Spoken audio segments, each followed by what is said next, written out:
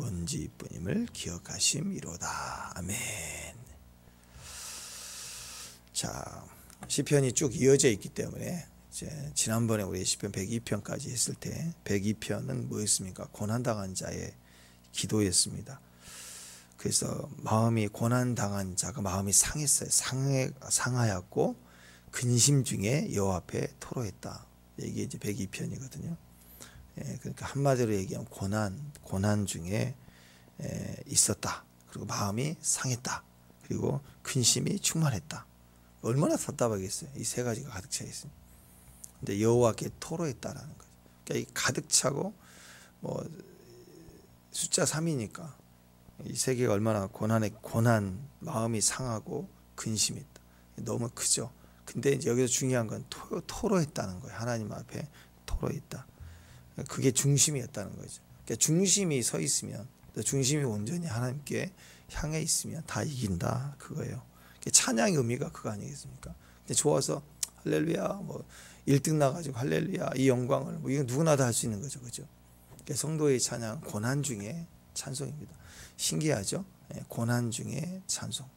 시편의 모든 내용은 환난 중에 고난 중에도 찬양을 잃지 않았다. 왜 그러느냐면 경배는 우리의 생각이 좋을 때 부르는 게 아니라 우리의 마음이 좋을 때가 아니라 더 깊은 영으로 주 앞에 온전히 드려지는 게 경배예요. 영이 서 있지 않으면, 영적인 진리 안에 서 있지 않으면 예배가 안 되는 거예요. 형식으로 아무리 드려도 그건 안 되는 거예요. 의지로 안 되는 거예요. 회개와 비슷합니다. 유다가 잘못했지만 회개하려고 해도 반성만 할 뿐이지 회개가 안 되는 거예요. 또 베드로도 똑같이 죄를 지었고 예수님 부인했지만 닭이 올 때 생각나서 회개되잖아요. 성령이 우리 안에서 그대로 흘러오시는 대로 따라갈 수 있어요. 이게 회개는 내가 하는 게 아니에요. 베드로가 회개해야겠다 작정했더니 회개가 되더라. 그렇지 않아요. 회개는 성령께서 우리 안에 도와주셔야 되는 거예요. 회개한다고 막 울고 짜고 있으면 연극이죠. 그게 회개는 아니라는 거예요. 회개는 돌이켜지는 건 능력입니다. 그것은 되어져야 되는 거예요. 그래서 내가 의지를 사용해도 안 되는 게 경배인데, 또 그렇게 경배로만 가면 우리는 주님 앞에 온전히 설 수가 없어요. 왜냐하면 우리 삶은 너무나도 고난 중이고 마음은 상했고 늘 근심이 가득 차 있어요. 그래서 우리가 하나님 앞에 온전히 나아간다는 참 어렵습니다. 그래서 시작이 뭐냐면 의지를 발휘하게 하신 거예요. 어떤 상황에서도 I will, 내가 의지로 pray, 기도하겠다. 프레이즈로 찬양하겠다. 찬양은 의지를 가지고 하는 거예요. 의지. 기도로 의지하는 거예요. 할 마음이 없다고요? 그리고 기도 안 하면 죽어요. 의지로 믿어야 돼요. 믿음으로 기도를 시작해야 되는 거예요.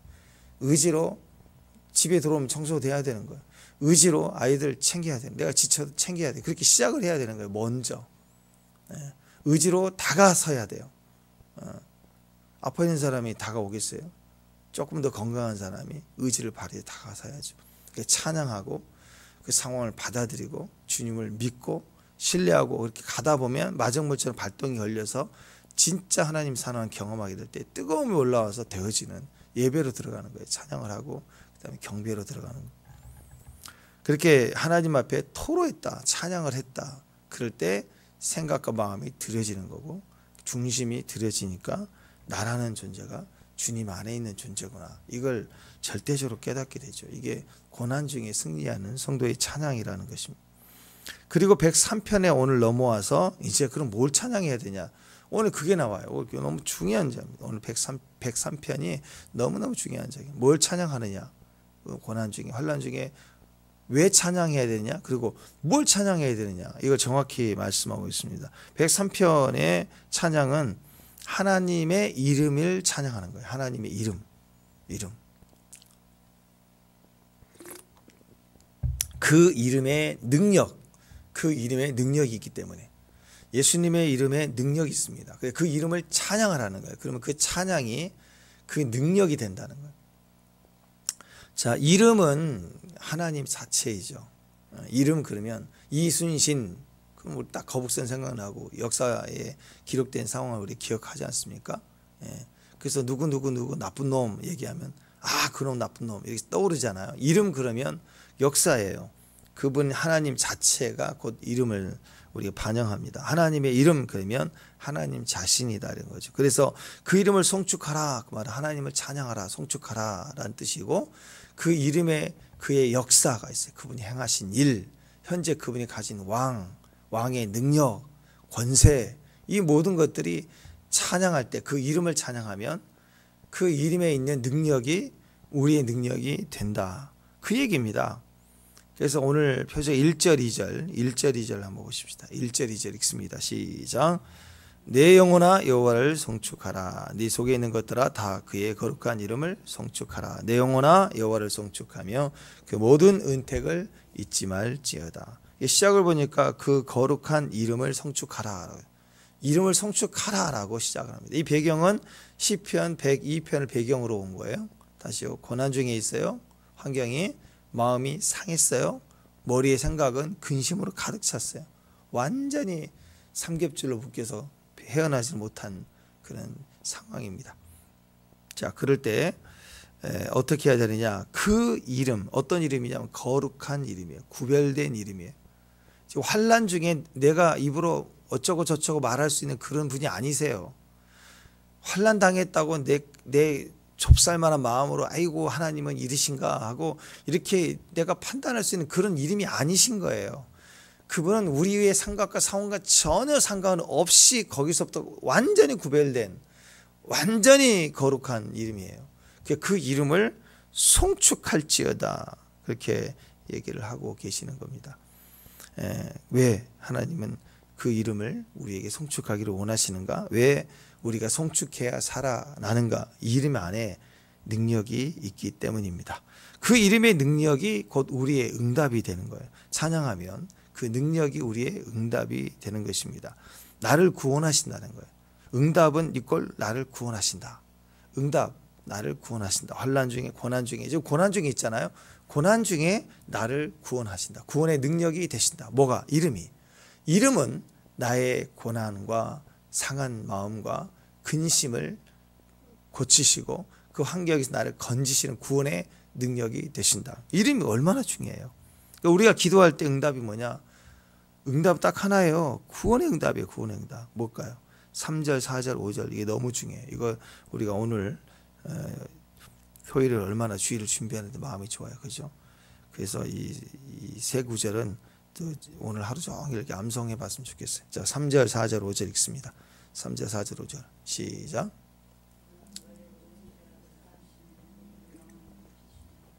내 생명을 밤에 속량하시고 인자와 긍휼로 관을 씌우시며 좋은 것은 내 손을 만족하게 하사 내 청춘을 독수리같이 새롭게 하시는도다. 이 말씀은 다 이름을 넣어가지고 이름을 여기서 넣으세요. 내 모든 주너니의 모든 죄를 사하시며 이렇게 이름을 넣어서 고백하라. 6가지 응답이 나오죠. 6가지 구원의 능력이 이름에 있다. 그의 이름 속에 6가지 능력이 있다. 첫 번째 뭐예요? 죄악을 사하시는 능력. 두 번째 우리가 기도하면 모든 병에서 고치신다. 세 번째 생명을 파멸해서 속량하신다. 사망에서 생명으로 옮긴다. 그 다음에 네 번째는 인자와 긍휼로 관을 씌우신다. 우리 영광스럽게 해준다. 영광스럽게. 다섯 번째 좋은 것으로 모든 소원을 만족해 주신다. 좋은 것 토부예요. 이건 창세기에 보시기에 좋았더라. 하나님 완전한 질서의 회복.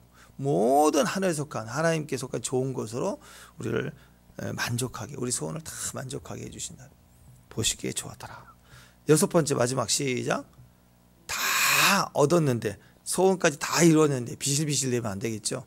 여섯 번째 싱싱마트예요. 싱싱하게 만들어 주신다. 우리 청춘을. 그래서 모세 120세 갈렙 85세 괜찮아요. 싱싱하게 뛰어갈 수 있는 힘을 주세요. 싱싱한. 그래서 우리가 지금 신명기 딱 끝나니까 독수리 하나 생각나죠.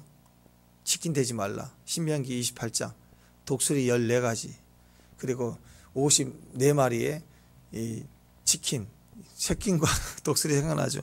독수리같이 새롭게 하신대요. 싱싱하게 해주신대. 양념 후라이 치킨으로 살지 않게 해주신다. 축복합니다. 자, 이게 응답이에요. 이게 응답. 자, 이 6가지의 최고의 응답, 그 이름을 송축하는 사람들에게 주어진다. 그 이름을 송축하라. 그 이름을 찬양하라. 그의 능력을 찬양하라. 그거예요. 하나님의 그 이름이 되신다. 왜? 그 이름의 능력이 있기 때문에. 그래서 우리가 예수 이름으로 선포하고 기도할 때 적어도 이 6가지가 쫙 역사한. 이 6가지는 우리의 모든 소원에 전부를 집약해 놓은 거예요. 다 들어있어요. 축복합니다. 아멘. 네. 자, 그래서 우리가 응답받는 삶이 되기를 원한다. 이런 말을 표현을 많이 하지 않습니까? 그렇다면 이 103편 말씀을 기억해야 됩니다. 특별히 3절에서 5절까지를 묵상하고 기도하고 그냥 암송했으면 좋겠어요. 지나갈 때 모든 길을 갈 때도 읊조리면서 이 6가지가 다 그대로 이루어지기를 원합니다. 그런 마음으로 기도를 시작하는 거예요. 기도 시작할 때도 6가지 선포하고 일을 할 때도 어떤 일을 출발해 갈 때도 버스 타고 갈 때도 다 6가지를 선포하는 거예요. 이 6가지 안에 오늘 주여 그대로 이루어지기를 원합니다. 그러니까 기도를 할 때 그냥 좋은 것 주세요 하고 그냥 허공을 때리는 기도, 막 눈 감고 막 전쟁터에 눈 감고 막 공중에 무조건 활 쏘고 그러면 안 돼. 타겟을 정해놓고 해야 되잖아요. 그 타겟이 적어도 6가지인데 그걸 하나로 집약하면 그거예요. 그 이름을 찬양한다. 그 이름을 찬양한다. 6가지 역사를 우리에게 해준다라는 거죠. 자, 제일 마지막 5절을 보니까 독수리, 네 청춘을 독수리같이 새롭게 하시는도다. 하나님 앞에 나아가면 힘이 된다. 모든 것을 이루고 비실비실거리면 안 되겠죠. 모든 것을 다 이기고 나는데도 불구하고 싱싱해. 새 힘을, 나이가 80이 되든 나이가 100세가 되든 120세가 되든 싱싱한 독수리같이 싱싱한 힘을 주신다. 하나님 앞에 가면 새 힘을 주신다. 나이하고 상관없다는 것이에요.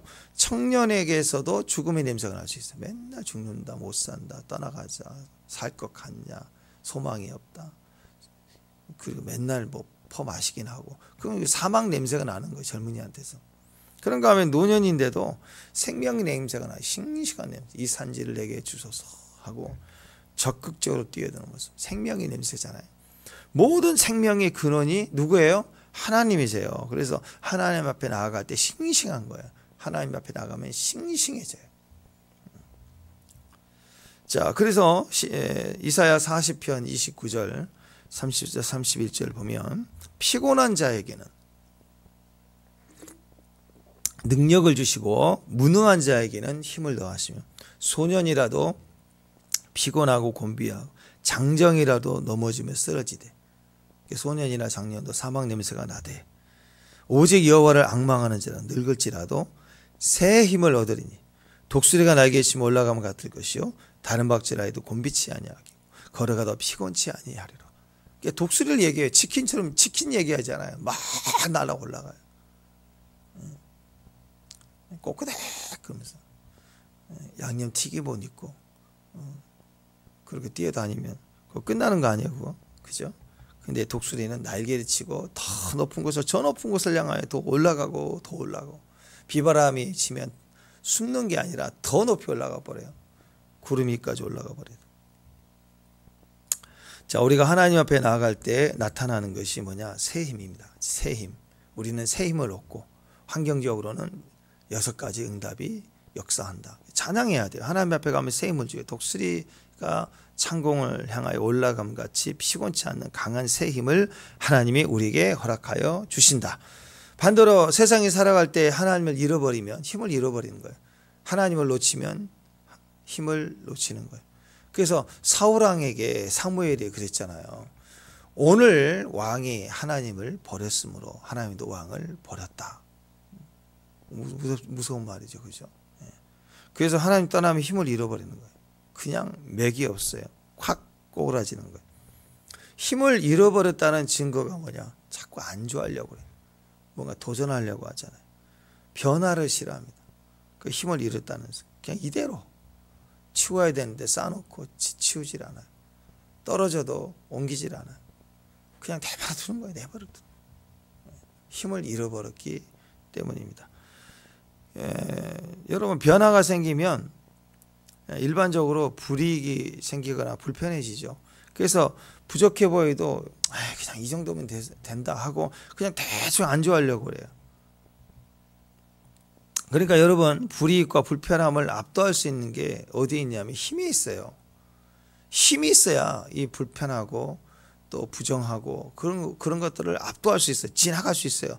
전혀 없을 수는 없겠죠. 사람이 살아가는데 불의도 있고 환경에서 여전히 어리석은 사람도 있고 보면은 다 뻔히 보이는 짓을 똑같이 하는 게 있다. 하는 분이 있다고. 진짜 웃기죠. 들킬 만한 짓을 자기는 그러니까 옆에서 보면 우스워.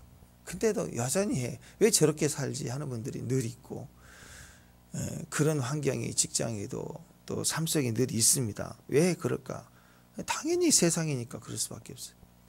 우리에게 필요한 것은 그걸 없애는 게 아니라 내가 감당할 수 있는 책임을 지는 영역에서만큼 내가 그것을 압도할 수 있는 능력이 있으면 돼요. 그걸 이길 힘이 있으면 되는 거예요. 새 힘이 우리에게 필요하다라는 것입니다. 힘이 있으면 불이익이 좀 보여도 이겨나갈 수 있어요. 불편해도 지나갈 수 있는 거예요. 지나갈 수 있다. 결국 보면은 주변의 환경이 불이하고 또 불이익이 있었기 때문에 힘든 게 아니라 내 안에 힘이 없기 때문에 내가 힘든 거예요. 힘이 있으면 다 지나가요. 괜찮아요. 누가 뭐라고 하든 쭉 지나갈 수가 있는 거예요. 그래서 우리에게 필요한 것은 새 힘을 얻는 것입니다. 독수리과가 돼야 되는 거예요. 그래서 일단 예배를 통해서 하나님의 풍성한 은혜, 예배 중에 하나님 나를 만나 주심이 필요합니다. 그래서 예배의 큰 능력을 경험하면 이상하게 새 힘을 얻어요. 해석이 돼요. 또 도전할 마음이 생겨요. 해보려는 의지가 생겨요. 그게 능력이라는 게 능력. 그 능력이 앞에 현장을 이기게 해요. 그래서 사도행전 1장 8절에 이게 얼마나 중요했냐. 오직 성령이 내게 임하면 너희가 권능을 받고 예루살렘과 온 유대와 사마리아 땅끝까지 이르러 내 증인이 되리라 했습니다. 이 능력이 우리에게 필요하다는 거예요. 능력이. 아브라함이 조카 롯을 데리고 가다가 싸웠잖아요. 깨지기 좀 옳지 않는 거예요. 그래서 이제 분리를 해야 되는데 내가 좋은 땅 차지해버리고 너 나가 그럴 수 있지만 이 아브라함은 힘이 있어요. 힘이 있으니까 네가 원하는 대로 선택해. 아무거나. 그럴 수 있어요. 하다못해 친구들끼리 모여서 밥 먹으러 가도 오늘 비 오는 날 이거 된장찌개 아니면 안 된대. 끝까지 그걸 우기는 친구 있어요. 다 맞춰주는 거죠. 그 우기는 놈은 힘이 없는 거예요. 여기 있는 사람 뭐 먹을래? 뭐 먹고 싶어도 뭐 먹을래? 다 맞춰줄 수 있어요. 근데 아픈 사람, 소화가 안 된 사람, 짠 거 싫어, 이 치아가 벌써 안 좋아, 틀니는 못 씹어. 그러면 약한 사람은 자기 그것밖에 못 먹어요. 맞춰줘야죠 다.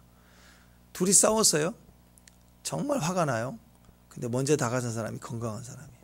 항상 그래. 힘 있는 사람, 여유 있는 사람이 먼저 맞춰주는 거예요. 그래서 아브라함과 롯도 보면 선택권을 주여 네가 좋은 대로 계산해가지고 선택하잖아요. 괜찮아요. 나는 어디 가든 다 감당해. 뭘 먹어든 괜찮아. 힘이 있으니까 네가 선택해 할 수 있는 거야. 양보할 수 있는 것은 힘입니다. 힘. 그거 아니면 안 돼. 그 힘이 없다라는 거야. 불이익이 있더라도 힘이 있으니까 이겨낼 수 있습니다. 손해가 있어요. 불편함이 있어요. 답답함이 어려움이 있어요. 근데 하나님이 나와 함께 하시면 하나님이 얼마든지 우리는 이길 수 있다. 그러니까 힘이 어디서 나온다고 다시 6가지 중에 제일 마지막 힘인데 나머지 5가지 포함한 게 어디 있다고요? 이름이 있다고. 이름. 그 이름으로 살아가야 돼. 예수 그리스도 이름으로 행하고 주 예수 그리스도의 이름으로 말하고 주 예수 그리스도의 이름으로 명하노니 일어나 걸으라 하고 명령하는 거고 예수의 이름으로 하는 거예요. 예수의 이름으로. 그러니까 자꾸 이건 불편해. 뭐 식당 가서도 이게 불편해. 그리고 또 교회 와서도 이게 불편해.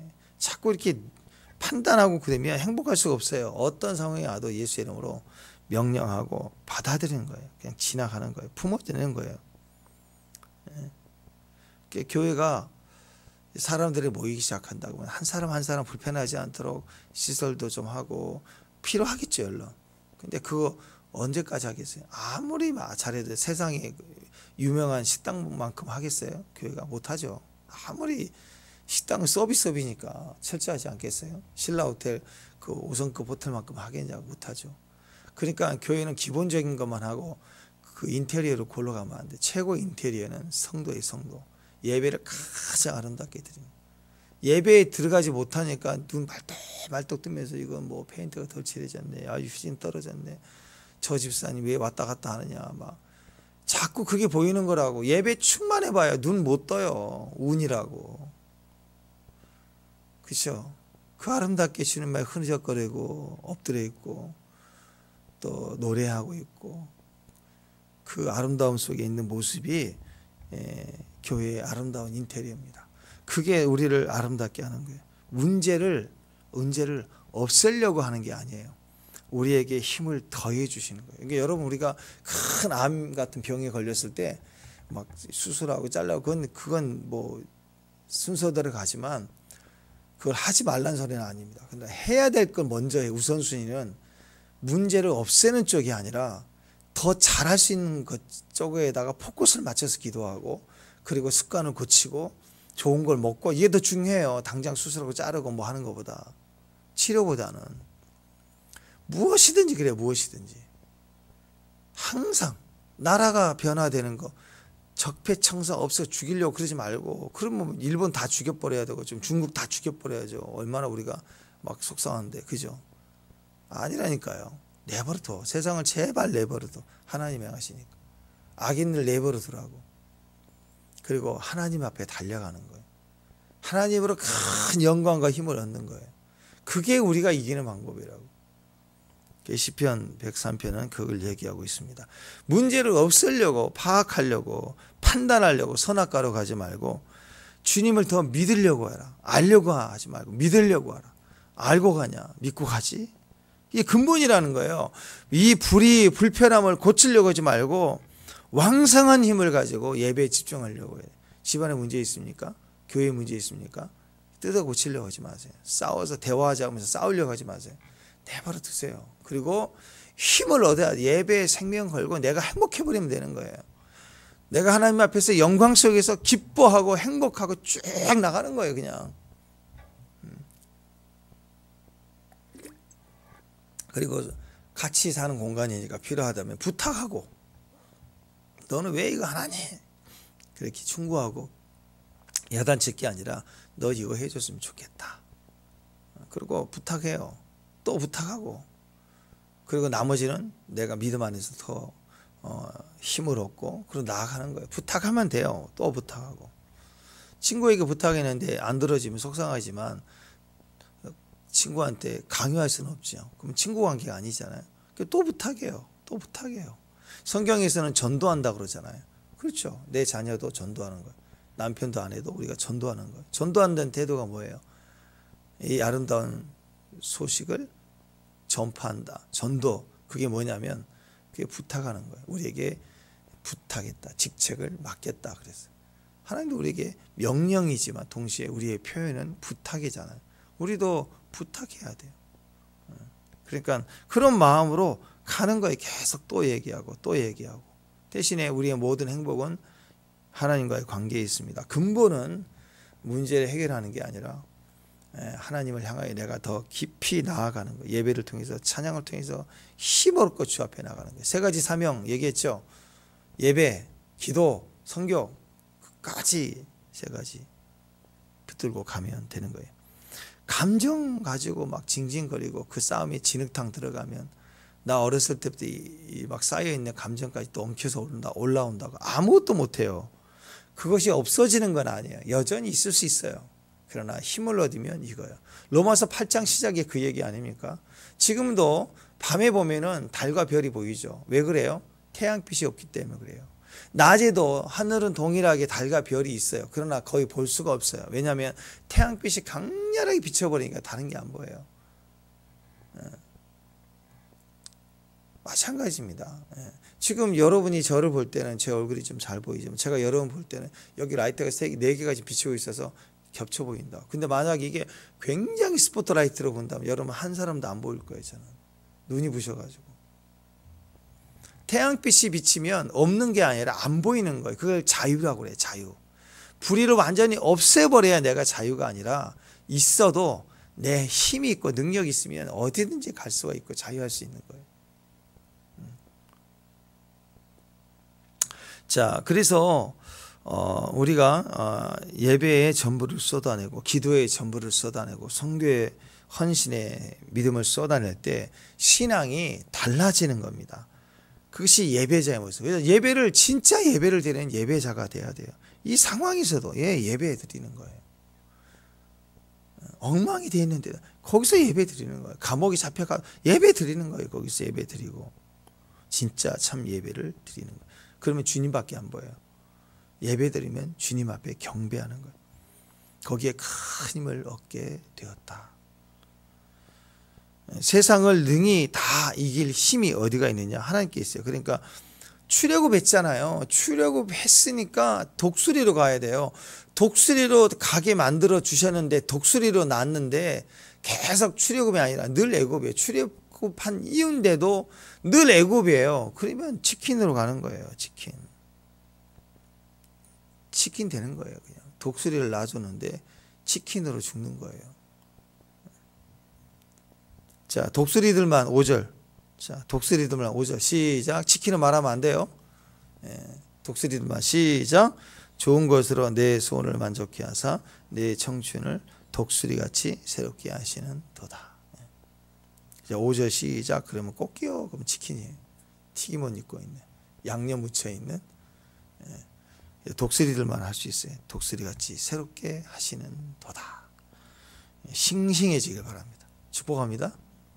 아이고 아프다 그러지만 싱싱해지기를 축원합니다. 이 신기한 건 이 3절, 4절, 5절 여기 특징이 뭐냐면 목적어가 다 나예요. 나.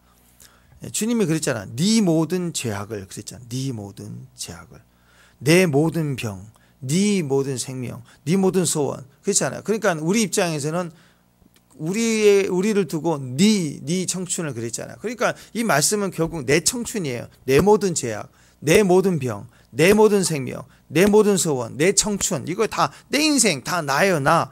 하나님은 우리를 불러주실 때 그 부르심의 상급이 우리 것이 되기를 원하시는 거예요. 우리에게 주시기를 원하는 거라고. 그건 뭐예요? 나와 너는 떨어질 수 없는 관계야. 내가 너에게 준 거야. 너는 내 것이야. 내 안에 있어. 그거예요. 그 관계 속에 있는 나예요. 그냥 독립된 나. 아빠 내 나. 그래가지고 가지고 튀어나가는 놈이 아니라 관계 속에 있는 나. 모든 것을 다 내 청춘, 내 모든 병 다 고치고 내 생명 다 복되고 유익하게 된다. 하나님 안에 있으면 관계의 하나님을 얘기하고 있어요. 하나님과 내가 아버지와 자녀의 관계. 자, 하나님과 우리가 아버지와 나라는 자식의 관계를 설명해 주는 단어가 구약에서는 여호와예요. 여호와란 단어예요. 여호와란 단어. 신약에서는 아버지예요. 아버지, 여호와 둘 다 깊은 관계 속에 있다. 굳이 말하지 않아도 아버지 그러면 사람들은 저 아들이네. 그냥 알 수 있는 거죠. 그죠? 또 내 아들이다. 그러면 이 사람과 나의 관계를 표현해주고 있는 겁니다. 거기에서부터 우리에게 이 모든 6가지의 응답이 그 이름을 가지고 있다라는 거예요. 자, 그래서 그 이름의 능력을 가지면요, 내가 현재 고난 중에 무너져 있습니다. 마음이 상했습니다. 그리고 머리는 근심이 있어요. 소망이 없다라는 거예요. 소망이 없어요. 자, 이런 삶 속에 완전히 바닥까지 있을 때 그 이름을 선포하면 그 이름의 능력으로 말미암아 기울였던 이 줄이 쫙 이렇게 균형을 맞춰요. 균형을 딱 맞춰지게 돼요. 무너졌던 균형이 회복이 됩니다. 그게 그 이름의 능력에 있습니다. 하나님을 떠나면 균형이 깨져버려요. 하나님을 제끼고 내가 원하는 것을 딱 취하면 그거 하나는 얻는데 동시에 균형이 깨져요. 균형이 깨지면, 자, 건물이 이렇게 있는데 한쪽 기둥이 균형이 깨져버리면 금이 가기 시작하고 삐따따따따따따 하면서 문제가 생기기 시작하겠죠. 그죠? 문제가 생겨요. 균형이 깨지는 순간 결국 무너질 수밖에 없는 것입니다. 하나님이 함께하면 균형이 있다라는 거예요. 눈에 다 부족해요. 없어요. 무너졌어요. 근심덩어리 아무것도 안, 답이 안 돼요. 큰일 났어요. 이제 무너질 일만 남은 거예요. 근데 주님이 딱 함께하면 균형이 맞춰지기 시작해요. 남들은 다 야 어떻게 살래? 큰일 났네. 답이 없네. 근데 여유가 있어요. 왜? 균형이 맞춰져 있어요. 눈에 보이는 것은 무너져 보이지만 눈에 보이지 않는 균형이 단단하게 맞춰져 있기 때문에 걱정할 게 없어요. 그러니까 만약에 하나님을 떠나버리면 눈에는 안 보이지만 보이지 않는 균형이 깨져버리면 보이는 것만 가지고 껍질만 갖고 뛰어야 되니까 삶에 점점 부작용이 일어나기 시작하는 거예요.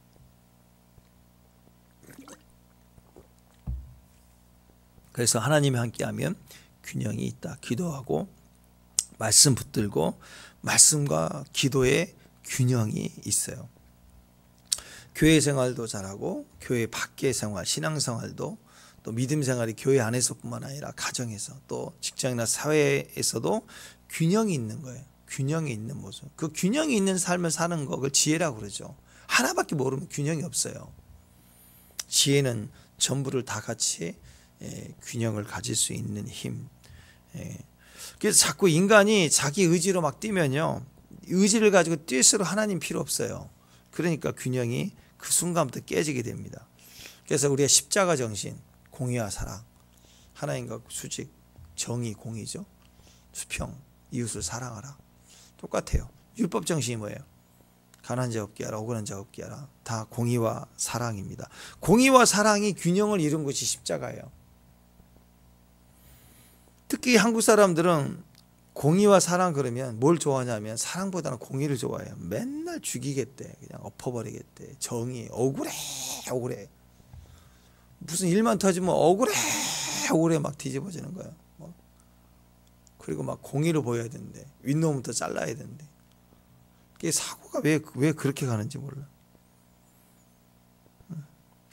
자, 이게 공의와 하나님의 공의가 아니라 자기 속에 있는 인간적인 좋은 뜻으로 나오는 정의가 되면 분노만 나와요. 진짜 하나님의 공의와 심판을 알 수 있다면 억울해도 기다릴 수 있어요. 하나님이 옳게 하심을 믿는 거예요. 근데 그 앞에서 막 뭐 불을 지르겠다, 죽이겠다, 막 머리를 깎겠다, 깎는다고 난 왜 머리를 깎지? 스님도 아닌데 그 깎는다고 변화가 있나요? 그러니까 분노 표출만 하는 건 정의 아니에요, 여러분. 분노 표출은 정의가 아니라고. 정의는 하나님 앞에 서는 거예요. 왜? 하나님만이 정의로우시니까.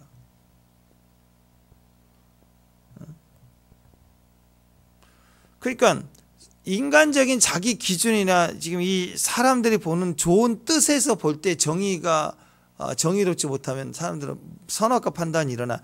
이놈들 봐라, 정의대로 안 되네, 정의대로 안 사네, 공의가 없네. 화가 나기 시작, 분노가 일어나기 시작. 갈아버리자, 엎어버리자, 이렇게 분노가 일어나기 시작해요.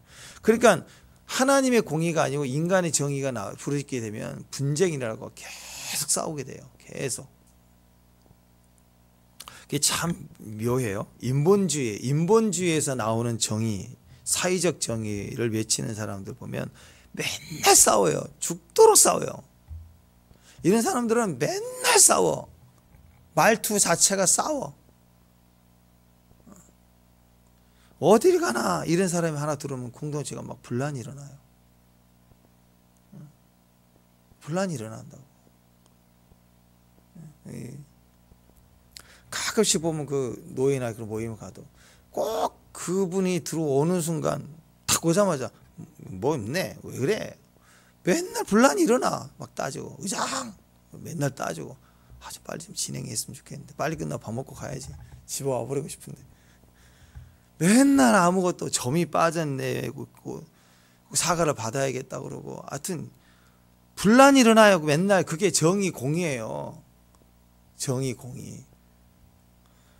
생명과 아무 상관이 없는 거예요. 예수님도 그랬잖아요. 예수님 보고는 안식일에 일을 하였도다. 아니, 사람이 사는 게 중요한데 안식일에 일을 하였도다. 아니, 자기 자식이면 그럴까요? 자기 자녀가 죽을 병에 살렸는데 안식일에 일을 하였도다 그럴까요? 너무 어리석지 않습니까? 가족 안에 남편이 그러고 아내가 그러잖아요. 꼭 분란이 일어나요. 들어보면 남편 얘기 들어보면 맞아요. 또 아내 얘기 들어보면 맞아요. 근데 둘 다 맞는 게 있는데 다 다 옳은 건 아니거든요. 정도의 차이가 있죠. 조금 더 사랑이 많은 쪽이 있고 또 공의가 더 많은 쪽이 있고 또 공의가 조금 더 있는 쪽이 있고 서로가 있는데 다 맞는 표현이 있어요. 맞는 말이 있다고. 또 사랑이 없냐? 다 사랑이 있어요. 둘 다. 근데 그것 때문에 정의를 외치는 사람이 강하면 꼭 분쟁이나 분란이 일어나요. 꼭 지적해야 짚고 넘어가야 되는데 나는 할 말을 꼭 하는 사람이야. 꼭 이런 사람이지. 꼭 짚고 넘어가겠다는. 뭘 짚고 넘어가요? 하나님 한번 짚어볼까요? 하나님이 짚어버리면 어떻게 돼요? 공개해버리면. 그러니까 우리는 절대 그렇게 가면 안 돼요. 문제를 해결할 쪽이 아니에요. 받아들이고 그리고 동행하는 것. 왜 짚고 넘어가려고 그럴까? 왜 정의 막 외칠까? 하나님 없기 때문에요. 사회적 정의를 부르짖는 거 하나님 없기 때문에 그걸 막 고통스럽게 막 억울함을 대변하는 것처럼 하다 보면 균형이 깨지고 분란이 일어납니다. 여러분 하나님에 계시면 균형이 있어요. 너무 억울해요. 도저히 살 수 없을 것 같아요. 주님 앞에 엎드려 토로하면 주님이 임재하시면 균형이 맞춰져요. 발작하잖아요. 기다리며 지나가는 거. 환난도 지나가는 거예요. 그 영화 보셨죠? 바울 영화. 가끔씩 저도 한 번씩 또 보는데 너무 진짜 볼 때마다 너무 성경 보는 것 같아요. 거기 보니까 우리가 이렇게 억울해도 되냐고. 막 바울을 구출하러 오잖아. 막 혁명단 만들고 정치하고. 그건 우리 과가 아니에요. 바울 안 가잖아요. 예수님 고난 통과하잖아요. 견디어 가는 거에 힘을 가지고. 왜? 균형이 있으니까 가는 거예요. 균형이 깨지고 하나만 하면 그 하나만 가지고 생명 걸고 난리 치신다고. 우리 흔히 얘기하잖아요. 책 한 권 읽은 사람 제일 무섭다고. 대화가 안 돼요. 우리식으로 표현하면 성경만 읽은 사람 큰일 납니다. 이게 좀 좋은 것 같죠? 성경만 보니까. 성경만 봤다. 진짜 대화가 안 돼. 대화. 신천지가 그런 거 아니에요? 자기 교재만 배웠어. 교재만. 목사님도 교실력 좀 알아야 됩니다. 목사님이 비유풀이를 아십니까? 막 이러고 있고 웃기는 거예요. 정말 바르게 설명을 해줘도 안 들어. 교리 그거 배웠거든. 그대로 나무 비유 이런 거 하나 그거 하나 갖고 모든 걸 다 판단해. 그러니까 대화가 안 되는 거 아니겠습니까? 균형이 없어요. 우리가 왜 큐티를 해야 됩니까? 각 교회 목사님 통해서 신앙 지도를 받을 때 목사님이 바라보는 관점에서 설명을 듣고 해석을 하니까 거기에 많이 방향성을 가져가지만 제한이 있다고요. 거기도 사람이니까. 물론 선교 중심으로 비전이 교회가 세워질 수도 있고 금질도 있고 말씀 중심 찬양도 다 있잖아요. 물론 그 하나의 패턴을 가지고 시작하지만 결과적으로는 균형이 있어야 됩니다. 그래서 쭉 맥을 가지고 지나가지만 다양하게 다른 방향에서 계속해서 말씀 묵상해 가면서 골고루 다 들어봐야 되는 거예요. 쭉쭉. 뼈대가 있고 뼈대는 그 교회의 정체성이 없어지면 안 되겠지만 뼈대 위에 이렇게 저렇게 살과 모양이 만들어지기 시작하는 게 균형이 있어야 돼요. 성경은 균형이 있어야 돼요. 균형. 하나만 꽂히면 안 돼요. 하나님이 계시면 균형이 있습니다. 정의만 외치는 게 아니라 사랑이 있다는 거예요. 사랑. 절대로 용납이 안 되는데 다 용납되는 게 부딪히는 거예요. 하나님의 공의만 나타나서 우리 다 죽었어요. 끝나요. 근데 사랑이 막아서잖아요. 그래서 은혜로 막아서주는 거예요. 공의는 행위를 보거든요. 빼도 박지 못해. 행위가 죄인데 뭐 분명히 지옥 가 100% 지옥 가야 돼.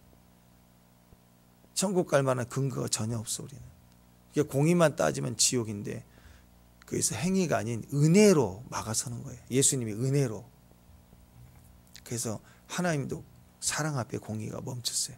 대신에 그 공의로 사랑이 멈춘다고 우리가 구원받을 수 없으니까 그 사랑이 대가를 지불해서 공의에 합당한 값을 지불하셨기 때문에 우리가 속량받고 거듭나는 거예요. 예수님을 끝까지 믿어야 돼요.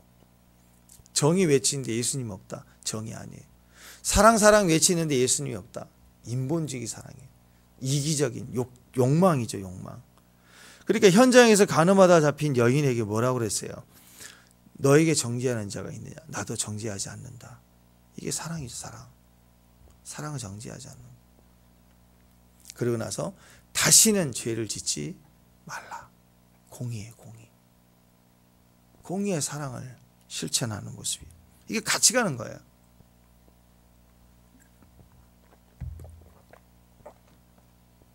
미국에서 어떤 판사가 그랬어요. 미국은 그래요. 이렇게 벌칙금 때리고 그러면 또 재판 받아야 돼요. 며칠 날 법원에 오라고 가야 돼요. 거기서 봐서 이제 상황 들어보고 저기 하면 그냥 없애주기도 하고, 위반했으면 얼마 내라고 하고, 순간순간 이렇게 판결을 해주는데, 딱 판사가 재판을 하려고 딱 벌칙금 때리려고 봤더니 자기 아들이야. 자기 아들이 위반했어. 그 판사가 너 괜찮아. 그러면 안 되잖아요. 그래서 $100 벌금 꽝꽝꽝. 공의해야 돼요. 그러나서 호주머니에서 $100 떼갖고, 야 네가 내. 그래서 아버지니까 또 이게 줘야 돼. 사랑과 공의는 같이 가는 거예요. 대가를 같이 주는 거예요. 없을 수가 없는 거예요.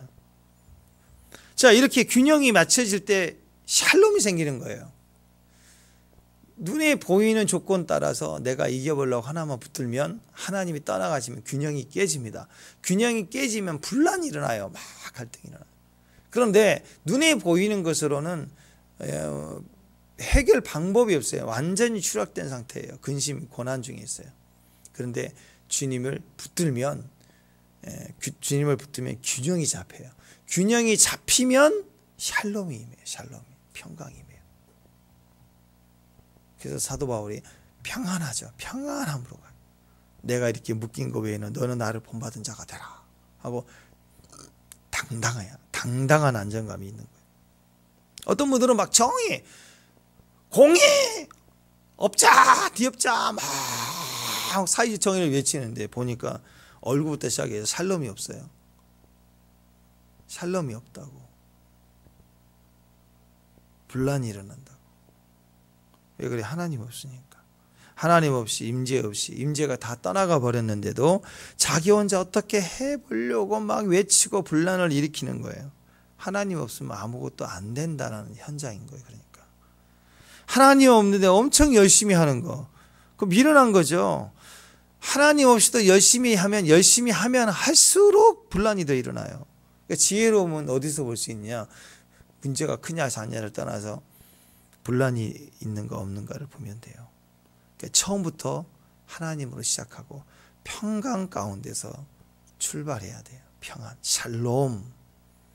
샬롬은 싸워서 우리가 이겨내는 게 아니고 믿음으로 주어지는 거예요. 하나님으로 사랑을, 더 큰 사랑을 입는 거예요. 지혜로움을 입어야 돼요.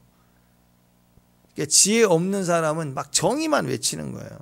분란만 일으키는 거죠. 균형이 깨졌다는 뜻이에요. 지혜로운 사람은 나라가 망해도, 포로를 잡혀가도, 요셉이 얼마나 억울했겠어요. 그래도 하나님의 균형이 있으니까 그 안에서 지혜로움을 가지고 샬롬을 가지고 지나가는 거예요.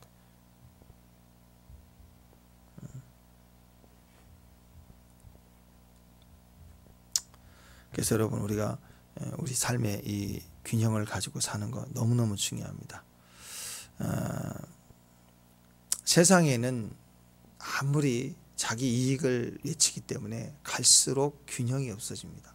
세상은 절대 균형을 가질 수가 없어요. 남자, 여자 균형을 이루어야 돼요. 근데 아니래.